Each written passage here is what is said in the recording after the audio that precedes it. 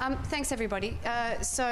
You've just had everybody introduced there. So for those of you who aren't familiar with the folks on the panel, could I just ask Jennifer to raise a hand? There you go. Hannah, Phil, Jenny, and you've got the program in front of you. We've got 25 minutes down from about 45, so we'll go through this quite quickly. So I think the first question has to go to Phil. 139,000 followers, and when we corresponded before this session, you said, I haven't really thought about how I build my brand on Twitter, I just kind of get on with it. So I'd love you to just tell people what you're doing right, because you're clearly doing a lot right. What's your approach? I think the first thing I'm doing right is being lucky to cover a club that has a really big fan base, both in Britain but abroad as well, because the further afield you are from Elland Road, the more difficult it is to keep up to date with the club. Less so these days because of social media and because of the internet.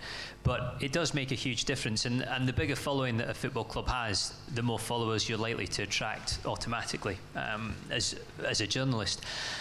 I did speak to you about this yesterday, about building an individual brand, and I've never really thought of it like that. My intention was always just to get as much on the Twitter account that I thought was interesting and relevant and of the sort of content that people would want to read, and to make the assumption that because of that people would gravitate towards you naturally, which is, I think, between that and the fact that Leeds does have such a big appeal is pretty much what has happened over the years, and also it has been running for 7 years now, that account, so little by little it has built up. But as I say, I think as a sort of starting point, I'm fortunate that the club I cover has such an intense amount of interest in it that people are automatically drawn to it.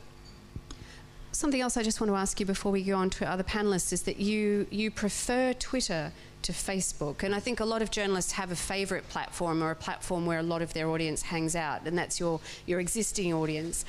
How do you cater for audiences on other platforms and sort of get the balance right? We do run a Facebook page, Leeds United Facebook page. I don't have any involvement in running that myself. That's done by staff on our desk, so I run purely my own personal Twitter account and also a Leeds United YEP Twitter account as well. I think the difference for me between Facebook and Twitter is that the Twitter timeline is chronological, so it's far easier, I find, to keep up to date with what's going on. I also find that other football journalists in particular, use Twitter an awful lot more than they do Facebook. So again, in terms of what's been reported elsewhere or the sort of information that you would like to see as it comes, it's more available, I think, on Twitter, or is easier to spot, and also easier to search on, I find, as well. So we do run a Facebook page, but I think it's pretty obvious that more people do gravitate towards what we do on Twitter than on Facebook. I'll go to Jennifer, if I may, next. Politics is just as volatile as sport, or it can be, but it can be one of the driest, and you've also built a very solid following on Twitter. So what's been your approach? So I think there's probably quite a lot of parallels with what Phil was just saying. I joined Twitter, I think, 2009, and one of the things we were doing at the time is we were looking at different ways to cover our local council meetings. So I started live tweeting from those council meetings. And I think the kind of base of the people who follow me comes from that. People who were following what I was doing in those council meetings, and possibly later in elections as well, but from that. And I kind of approached it on the basis that I find local politics slightly ridiculous, and I think that's one of the reasons that I still like doing it.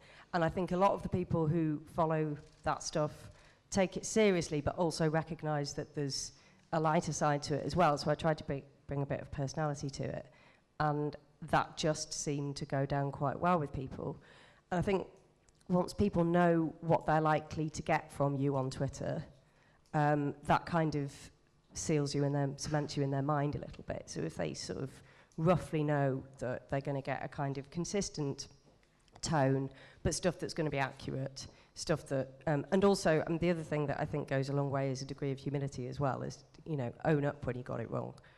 Apologise to people if you actually, it turned out it wasn't quite the right hot take that you took, but also, so long as broadly what you're putting on there is usually right, usually credible, and has a bit of personality with it, it goes a long way. And I think the fact that you can do that with local government reporting, which, as you say, is probably traditionally viewed as the driest subject in the newsroom, suggests that you can probably do it with most topics. Although I think there are parallels with what you were saying as well, in that in the last 10 years, Manchester's profile has risen nationally and internationally in the last year as well. But, you know, in terms of the kind of political makeup in this country, Manchester has become the place that people are starting to look to. So there is a degree of luck as well in that people are now looking out for this stuff. Something that you mentioned the word opinion, and something that I know you've done and done well, and a lot of journalists would like to do and often do badly, is express an opinion on Twitter and on social media. And particularly on covering politics and social affairs, which you do. How do you navigate that and keep your audience and your job? So if I express an opinion on Twitter, then I always try and make sure that it is based on some kind of journalistic evidence. So if I go on there and say that the Tories' rail policy for the North is terrible, it's not because I necessarily think you should vote for Jeremy Corbyn. It's because I can evidence that, you know, it's having catastrophic effect on people catching trains across the North, and I've done the research. And I think so long as you can back yourself up, people then, it seems to calm people down for a start, because they start to realise that you're not there kind of pushing a party political line. And I think it's a judgment thing. And the kind of second point I would make to that is that I think there's probably a bit too much polemic in journalism these days. And I think people, increasingly it seems to me, certainly on Twitter, that there is an appetite for people writing about politics that isn't screaming. But that doesn't necessarily mean that you can't sort of express some kind of stance on it, because people are interested to know what you think. Absolutely. Similarly to Phil, you have talked about how you find Twitter can be a more useful platform. It reaches some more people than Facebook. And as media organisations are starting to rethink putting all of their eggs in the Facebook basket, is Twitter being seen perhaps as seriously as you think it should be as an alternative? A lot of people saying, oh, Instagram, WhatsApp. Do you think more should be put into chasing audiences on Twitter? That was to Jennifer, but it can also be to Hannah. I'm sorry. I was sorry. I thought I wasn't paying entirely attention. I'm wearing my sorry. I'm wearing my reading glasses, so I can't see any I'm really of you. tired. I did a 14-hour shift. Is there any chance that I could pass that to you? Yeah, of course, yeah. Yeah, I think perhaps we're maybe all guilty of focusing on Facebook, and I think definitely Twitter got neglected during that period because the results were so obvious with Facebook, and the engagement was there. And sometimes Twitter, you just feel like you're putting these things out into a black hole because there's so many people that are following so many different accounts, they can't keep up with it. But I think we're starting to find more now, thanks to Chartbeat really, that the audience is a lot more loyal on Twitter, and they'll keep coming back. So it's about focusing on them a bit more and trying to find, looking a bit more at the key times that people actually use Twitter, because I would say generally you're not really using Twitter. Your average person is not using Twitter during the day, they're there more in the evening, it's like in front of the TV flicking through, and that's perhaps then why our content's getting missed, because we're not hitting those key times. Hannah's, Jennifer is not joking when she said she did a 40-hour day yesterday covering the 1-year anniversary of the Manchester tragedy, and I hope you don't mind me doing this, but I do think she deserves a round of applause for that, because it was phenomenal work.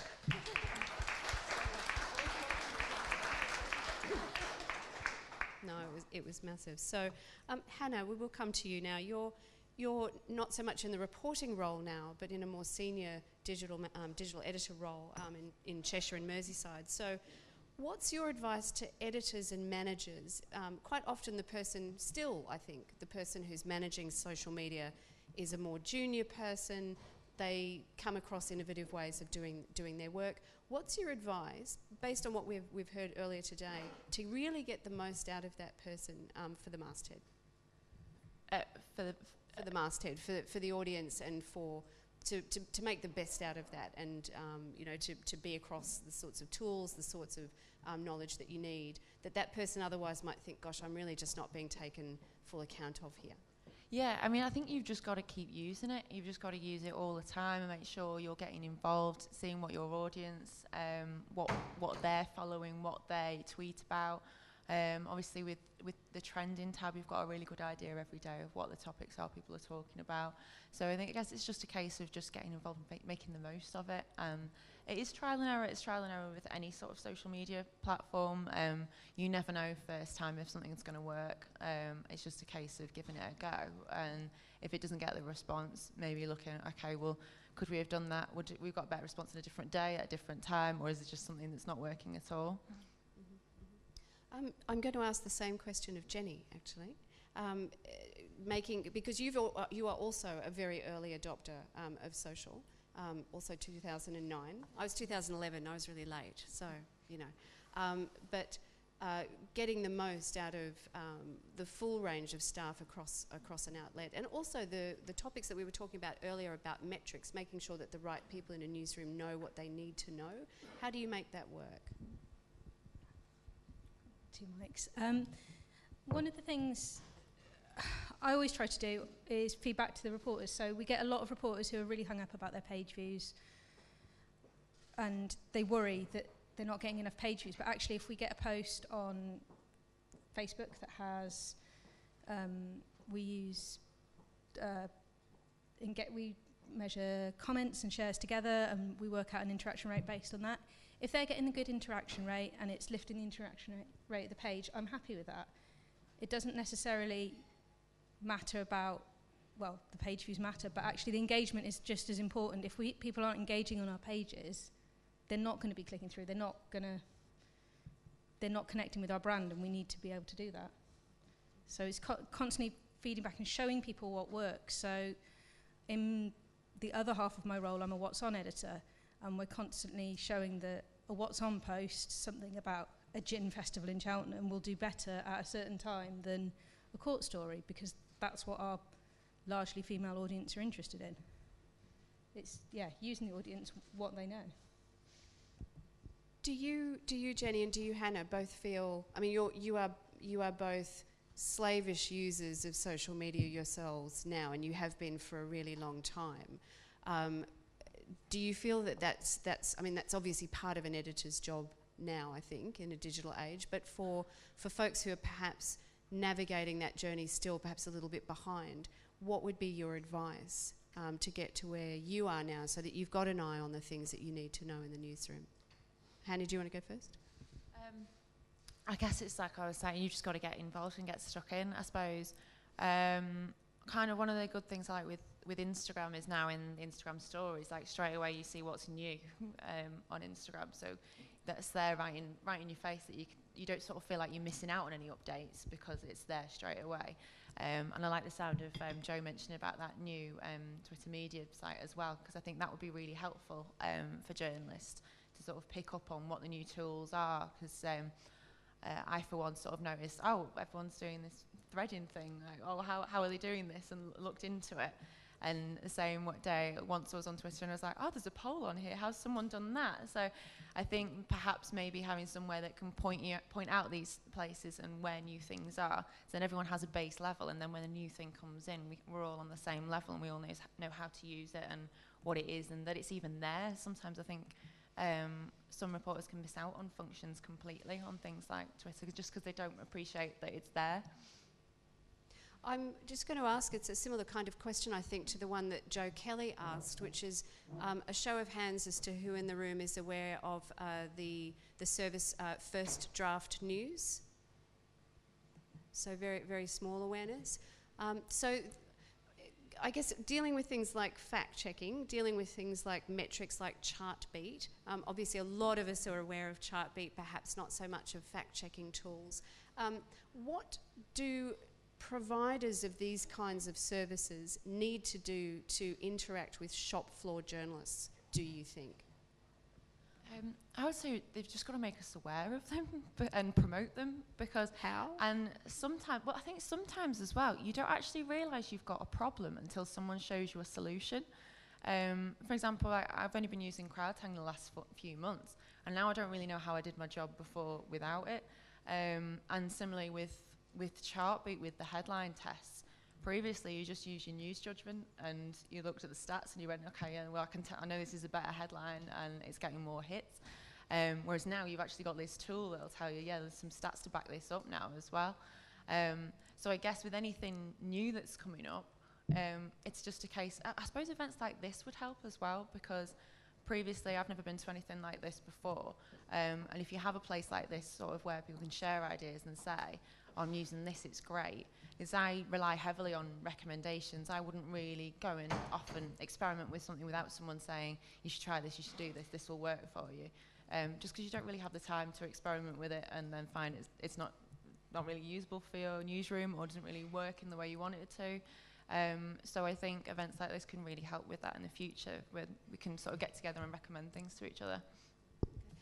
I've got one last question to go to Jenny, and then I do want to throw it open to the room for the few minutes that we have remaining. So this session is focused on Twitter, but a lot of media organisations are scratching their heads as to how to respond to the Facebook algorithm change earlier this year, and a lot of media organisations reported heavy hits to audience reach. Gloucestershire Live, not so much.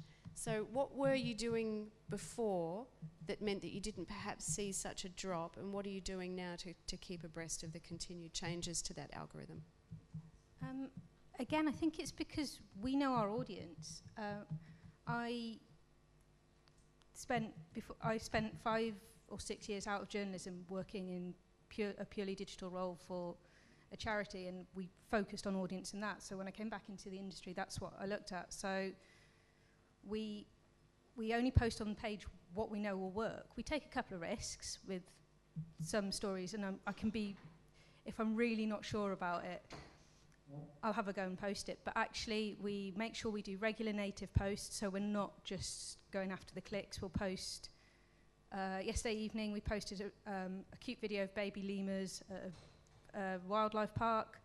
We'll post things like polls on what's the most annoying roundabout in Gloucester, things like that get people engaged but in a different way. And they often provide content coming off the back of it. And we listen to our reporters and to our audience. So if they say, can you please stop doing stories about McDonald's, we'll leave off for a little bit. Even though we know that they inevitably will all click on a story about McDonald's running out of McFlurries. And it's like Jennifer was saying, if we make a mistake, we hold our hands up. People will say, oh, you've got the street wrong in this. So, oh, yeah, sorry, A to Z for the reporter. And we speak to the audience. I'm always in there dipping into comments, replying to them and trying to be part of their conversation. And it makes the page almost exists as a separate title. It is the Gloucestershire Live Facebook page. It has its own audience. It has its own kind of stance on things. And that seems to work for us. I will throw it open to questions if there are questions from the room. Ideally, some more questions to Phil, who's a fantastic sports reporter. No, it's fine. I know a lot of us want to understand metrics and we want to understand audience engagement, but also we have a terrific sports reporter here. So are there hands up in the audience? Yep, there's a couple of there. I've got a microphone here that can go over there. Got one? Great. Thanks, Mandy. I guess this one is to Phil, where sport, and particularly football, can be, let's say, robust in its debate, particularly when you've got competing clubs, but more broadly, the idea that social media is a bit of a danger ground for that level of robust interaction, particularly around getting trolled and stuff like that. So how do you deal with that, or is that an issue for you?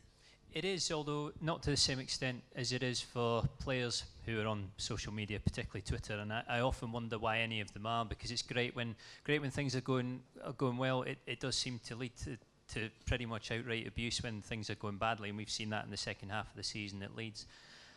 I guess I'm not so different. You attract the good and you attract the bad, but I've always seen it as part of the game on Twitter, really, and I've never found that the interaction like that on Twitter, and I have to say that it's quite a small proportion of the interaction you get. A lot of it is good and a lot of it is very supportive and very worthwhile dealing with. But I never find that the worst of the interaction on Twitter is ever replicated when you speak to people face to face, and it does seem to breed that to a certain extent. And you do have to be a little careful with your opinions. I mean, Jennifer was talking about politics in particular, and as a rule, I don't tweet about politics. I have a little bit over the years, but I tended to find that it always sort of developed into an argument and ended with people saying to me, concentrate on the football. And actually, if I think about it, they've probably got a point, really, because it is a personal account mine. The YP don't have any control over it. They don't post on it at all. They would expect me not to put anything illegal, borderline illegal, anything racist, homophobic, sectarian, that sort of thing on it. That goes without saying. But I can pretty much tweet what I like on there. But it is a YEP account, and the only reason that it has so many followers is because I'm working for them and covering Leeds United. And I think actually when people say we don't particularly want to hear political views on there, I can understand that, and I think I probably do agree. But in terms of the rough and tumble, it's actually quite good fun a lot of the time, I have to say. As long as you see it like that, it's really not a problem. We've got time for one more question. Yep, there's a hand up there. Yep. That's great, thanks very much. It's to Phil again. I work for the Evening Times in Glasgow. We've got two fantastic reporters covering Celtic and Rangers, but obviously a very saturated market there. A lot of other titles covering it as well. What can those two reporters do to separate themselves from those other titles, national titles, that are covering Celtic and Rangers on social media? It is very difficult. I know them both actually and deal with them from time to time, but we're quite lucky in Leeds on the one hand that we're a Championship club as opposed to a Premier League club. It would be nice to be a Premier League club because the standard of the press boxes and the press rooms is infinitely higher than what we get, although it's not bad. And I have to say Wolves was very good when we came here this season. But your only answer really is to try and get as close to the clubs as you possibly can. And I know that both of them are as much as is possible up there. And to be every bit as accurate as any of the nationals round about. But I think if you take areas like Manchester, like Liverpool, I actually think the Liverpool Echo cope extremely well in what is a very, very competitive patch over there. Particularly the Liverpool job over there, that's an extremely tough gig. It is hard, it is difficult, and I think if Leeds were to get promoted at any time in my lifetime, then the chances are it will become an awful lot more saturated on our patch as well. And I think that will be our only approach, will be to get as close to and stay as close to the club as we possibly can, so that our content is every bit as good as what the nationals are producing. And I think by good content, it does come down to the best stories, your transfer stories, which is pretty much what everybody is after. And there is all the online content, there are all the other bits and pieces that we're still doing, but I do think that a paper's credibility and the quality of their reporting is still in the sort of hardcore stories that they get. Excellent. Well, thank you so much. Thank you. So Hannah Budgery and Jennifer Williams and Phil Hay and Jenny Phillips, thank you so much for your time. Thank you, guys.